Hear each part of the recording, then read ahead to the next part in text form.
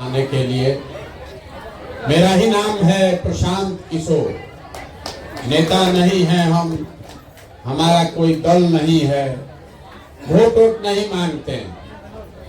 पिछला 18 महीना से हम पैदल पैदल चल के आज आपके गांव में कल पहुंचे हैं। अभी साल 1.5 साल और पैदल चलेंगे, तब पूरा बिहार पूरा होगा। लोग पूछ रहे हैं भैया पैदल काहे चल रहे हैं, पैदल क्यों चल रहे हैं? वोट नहीं मांग रहे हैं तो पैदल क्यों चल रहे हैं? वोट क्यों नहीं मांगते? वोट मांगने वाला तो हर 2-3 बरस पर आपके यहाँ कोई ना कोई आता ही है। जो आता है वो यही कहता है हमको वोट दे दीजिए, हम आएंगे, आपका सब काम हो जाएगा। यही कहानी सुन सुन के आप जीवन भर से वोट दिए जा रहे हैं। पहले कांग्रेस को दिए, फिर 15 बरस लालू जी को राजा बनाए। अभी 18 साल से नीतीश बाबू कुर्सी पर बैठे हैं।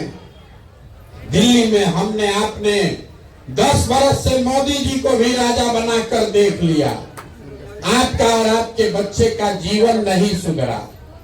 तो अब कोई प्रशांत किशोर आए हैं, आप हमारी बात सुनिएगा, हम पर भरोसा करके हमको वोट दीजिएगा। तो इसका क्या गारंटी है कि जीतने के बाद हम आपके साथ धोखा नहीं करेंगे?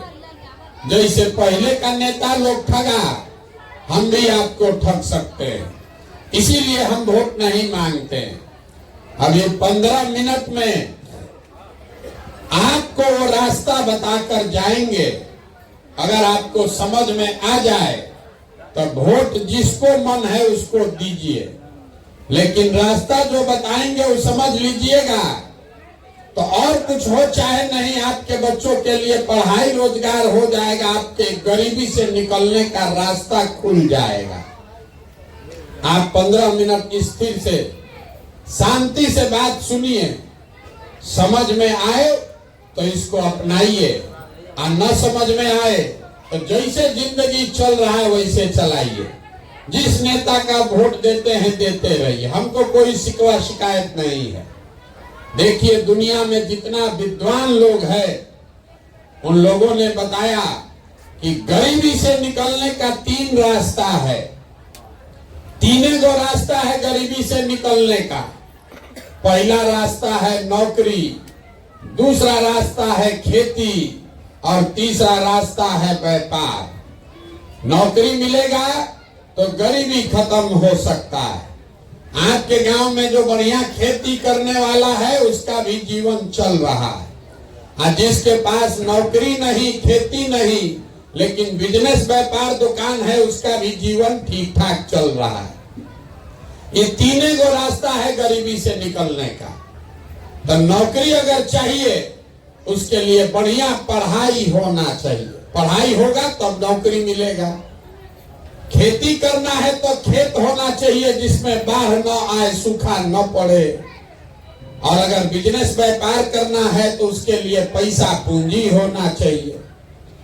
नौकरी के लिए पढ़ाई, खेती के लिए जमीन, और व्यापार के लिए पैसा पूंजी।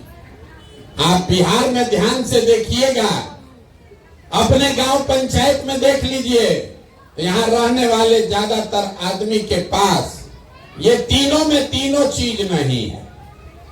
आपका जो गरीब का बच्चा है उसके पास पढ़ने का कोई सुविधा नहीं है। और आपका बच्चा पढ़ने गया, वो पढ़ा नहीं, खिचड़ी खा के घरे चला आया। और जो पैसा वाला आदमी है अपने बच्चा को स्कूल कॉलेज में, स्कूल में प्राइवेट ट्यूशन कोचिंग करा रहे हैं। आपके बच्चे को भी नौकरी नहीं मिल रहा है। क्यों? स्कूल तो आप पढ़ा दिए प्राइवेट में, कोचिंग ट्यूशन दिलवा दिए, कॉलेज तो आपका लड़का सरकारी में ही जा रहा है। तो बिहार में स्कूल में खिचड़ी बट रहा है और कॉलेज में डिग्री बट रहा है, पढ़ाई दोनों में कहीं नहीं हो रहा है। तो जब आपका बच्चा पढ़ेगा ही नहीं तो चाहे कोई विधायक बने, कोई मुख्यमंत्री बने, आपके अनपढ़ बच्चे को कोई डॉक्टर, इंजीनियर, कलेक्टर नहीं बना सकता है। उसको जीवन भर मजदूरी ही करना पड़ेगा। तो यहाँ रहने वाले ज्यादातर लोगों के पास अपने बच्चों को बढ़िया पढ़ाकर नौकरी दिलाने का जुगाड़ नहीं है। मान लीजिए नौकरी नहीं है, दूसरा रास्ता है खेती। यहाँ खेती करने तो सबको आता है। खेती करके हरियाणा पंजाब में आदमी राजा हो गया, बिहार में आदमी का दुर्दशा नहीं सुधर रहा है। ऐसा क्यों? ऐसा इसलिए कि बिहार में जो 100 आदमी आप लोग रहते हैं, 100 में 60 आदमी ऐसा है जिसके पास एक धूर जमीन है ये नहीं है। तो बेचारा खेती करेगा कैसे? जो 40 आदमी बच गया जिसके पास जमीन है, उसका दुर्दशा क्यों है? वो इसलिए कि 40 में 35 आदमी खेती करने वाला बिहार में 2 बीघा से कम का मालिक है, 2 बीघा से कम का खेती करता है।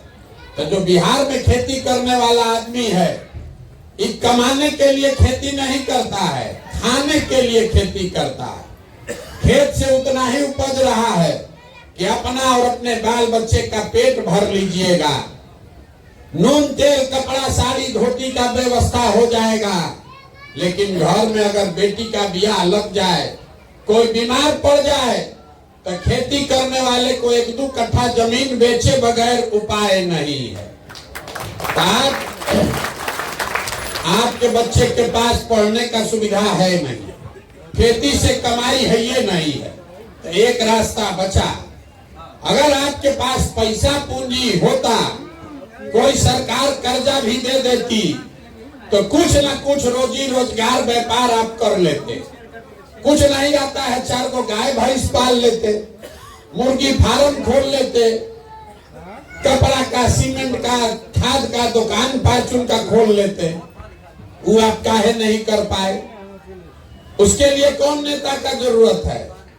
वो इसलिए नहीं कर पाए कि बिहार में जो 100 आदमी रहता है, 100 में 80 आदमी दिन में 100 रुपया भी नहीं कमाता है।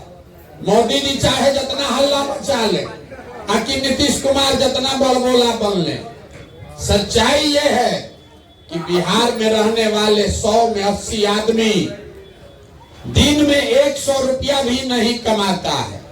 कुछ आदमी हमको कहता है कि भैया मजदूरी 300 रुपया है, तो 100 रुपया कैसे नहीं कमाता है? तो मेरे भाई, घर में 5 को बाल बच्चा लेके आदमी है, मजदूरी एक आदमी कर रहा है, तो 300 रुपया भी मिला तो हर आदमी पर कितना पड़ा? 60 रुपया।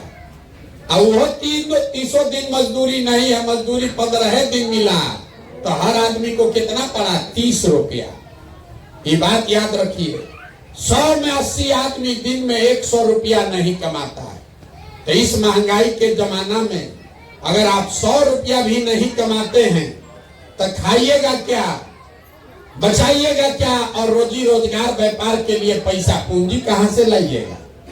तब आपके पास अपने बच्चों के पढ़ाने का उपाय है नहीं, खेती से आमदनी है नहीं, बिजनेस व्यापार करने के लिए पैसा पूंजी है ये नहीं है, तो आप गरीबी से निकलिएगा कैसे?